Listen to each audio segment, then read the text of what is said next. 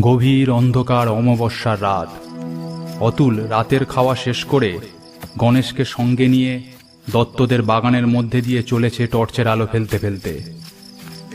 চারিদিকে ঝিঁঝি ডাকছে।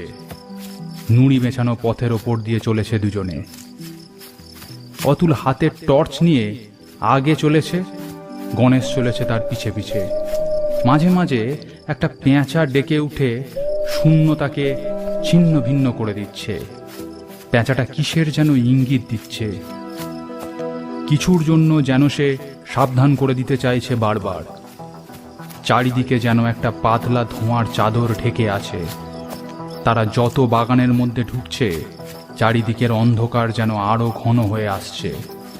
গাছের পাতার ফাঁকে ফাঁকে নক্ষত্রের বিন্দু দেখা যাচ্ছে। হাঁটতে হাঁটতে তারা বুড়ো তেঁতুল গাছের সামনে এসে দাঁড়ালো। চারিদিক নিস্তব্ধ। অন্ধকার আকাশের সামনে তেঁতুল গাছটা একটা দানবের মতো দাঁড়িয়ে আছে। ঝিঁঝি ডাকছে, তাও চারিদিকের পরিবেশে এক অদ্ভুত নিস্তব্ধতা বিরাজ করছে।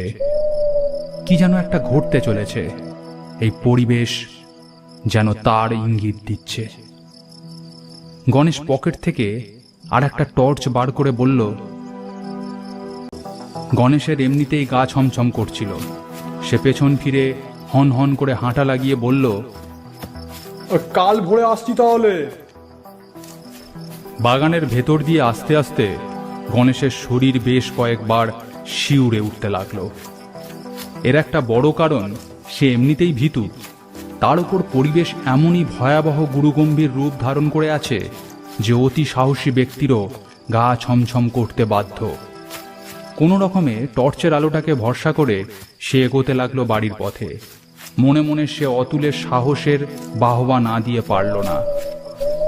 জায়গাটা পুরো গায়ের মধ্যে তখন ভীষণ ভয়ঙ্কর ছিল। বাড়ি ফিরে গণেশ ঠিক করে সারা রাত ঘুমোতে পারল না। কেবলই তার বন্ধুর জন্য চিন্তা হতে লাগলো। মুখে যাই বলুক, অতুলকে সে বড় ভালোবাসে। সে ক্রমে বুঝতে পারল তর্ক করতে গিয়ে বন্ধুকে বড় বিপদের মুখে সে ফেলে এসেছে। অতুলের জন্য তার ভারী দুশ্চিন্তা হতে লাগলো। ভোর না হতে হতে সে টর্চ হাতে হাঁটা দিল দত্তদের বাগানের পথে। পথে চলতে চলতে সে লক্ষ্য করে দেখল এখনো পুরো সকাল হয়নি। গভীর কালো রাতের আকাশ কেটে গিয়ে হালকা সাদা আলো দেখা দিয়েছে মাত্র। সে আলো এতই ম্লান যে বাগানের অন্ধকার তাতে কিছুমাত্রই দূর হয়নি। বাগানের ঝোপে ঝাড়ে এখনো ঝিঁঝির ডাক শোনা যাচ্ছে। কালকে রাতের পেঁচাটা ক্লান্ত স্বরে ডেকে উঠল কয়েকবার। সারা রাতের কত মারাত্মক ঘটনার সাক্ষী হয়ে আছে সে। কালকের রাতের পাতলা ধোঁয়াটা বাতাসে ছড়িয়ে আছে সর্বত্র। টর্চের হলদে আলো রাস্তার উপর ফেলতে ফেলতে গণেশ পৌঁছে গেল দত্তদের বাগানের তেঁতুল গাছটার কাছে। গাছের সামনে টর্চের আলো ফেলে গণেশ অতুলকে কোথাও দেখতে পেল না। তার গা তখন ছমছম করতে লাগলো। তেঁতুল গাছটা তখনও একটা দানবের মতো দাঁড়িয়ে আছে। এদিক ওদিক কেউ কোথাও নেই। গণেশ তেঁতুল গাছটার দিকে একবার তাকালো। গাছটাকে দেখে মনে হলো তার দানবী ক্ষুধা এবার যেন খানিকটা শান্ত হয়েছে।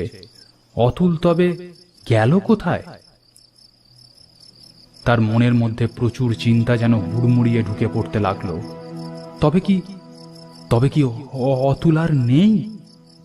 এর বেশি সে আর ভাবতে পারল না। নিজের প্রাণের চেয়ে প্রিয় বন্ধুকে সে না বুঝে এই পরিণতির দিকে ঠেলে দিল।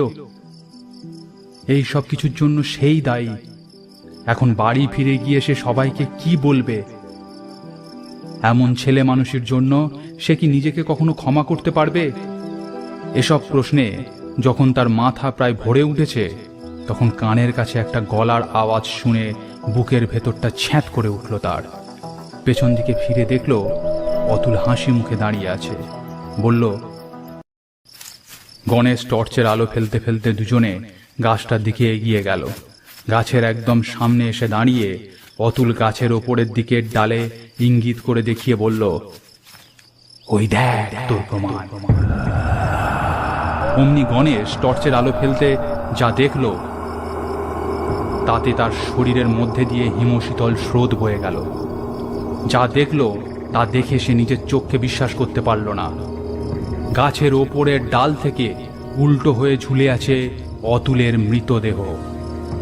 কেউ যেন তার পা দুটোকে দুমড়ে মুচড়ে পেঁচিয়ে দিয়েছে গাছের ডালের সাথে। তার সাথে তার চোখের মণি দুটোকে কেউ যেন উপড়ে তুলে নিয়েছে। কি ভয়ানক সেই দৃশ্য! গণেশ কম্পিত বুকে এদিক ওদিক তাকিয়ে দেখল তার পাশে কেউ নেই। সে একা দাঁড়িয়ে আছে তেঁতুল গাছের সামনে। তারপর তার মুখ দিয়ে আমনিতেই একটা ভয়ঙ্কর চিৎকার বেরিয়ে এলো।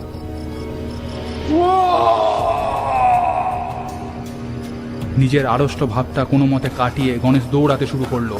শরীরের শেষ শক্তি সঞ্চয় করে দৌড়াতে থাকলো। আর কানে ভেসে আসতে লাগলো অতুলের কণ্ঠস্বর। কি বন্ধু, প্রমাণ পেয়েছো এবার? যেও না, আরো অনেক প্রমাণ দেব। দাঁড়াও দাঁড়াও বন্ধু, দাঁড়াও।